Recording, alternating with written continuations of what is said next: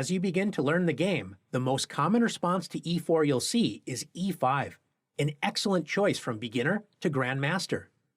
Once you gain more experience, you will also see c5. This is known as the Sicilian defense. Black fights for the d4 square immediately. After knight f3, Black has several popular moves, including e6, d6, and g6. The Sicilian is such a complicated opening with so many options, we are just going to discuss the basic ideas that both sides can use. Of the many options, knight to c6 is one of the most popular choices.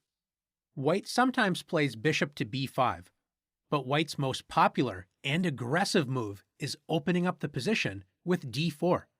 This is known as the open Sicilian. Black will not let White keep two pawns in the center, so Black trades a wing, or non-center pawn, c5, for White's central d4 pawn with c takes d4. After knight takes d4, White wants to open up the position to attack because White can complete development faster than Black. Because remember, Black spent time to play c5 on the first move to imbalance the position instead of developing the king side right away with the safer e5. On the other hand, Black is happy to trade pawns on d4 because this means Black has two pawns, d7 and e7, that can fight for central space, and White has only one central pawn, e4.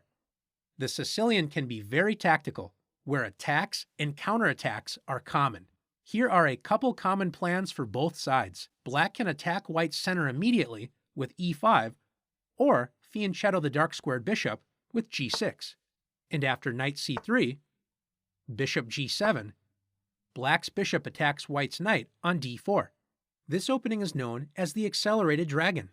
After bishop to e3, protecting the knight and developing a piece, Black usually plays knight to f6.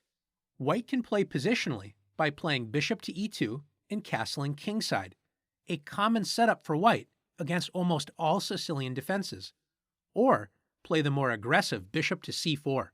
Pointing at Black's weak f7 square, White may decide to castle queenside and attack Black's kingside with moves like f3, g4, and h4, or play more cautiously by castling kingside.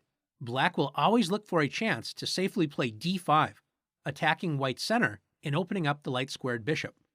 Another popular choice for Black is to play knight f6.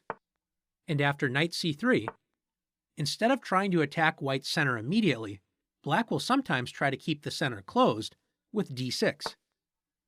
And after bishop c4, play e6, blocking White's light-squared bishop from attacking f7 and preventing any White pieces from entering the d5 square. After bishop to e3, protecting the knight on d4, and bishop to e7, White can safely castle kingside or play queen e2, so that after castles, White sharpens the game with castling queenside. White has ideas such as f3, g4, and h4, attacking the Black kingside, and Black will try to attack on the queenside with ideas of a6 and b5, or try to open up the center with d5. As you can see, there are a lot of ways to play the Sicilian defense. Now that you've been introduced to the sharp Sicilian defense, let's take it to the challenges.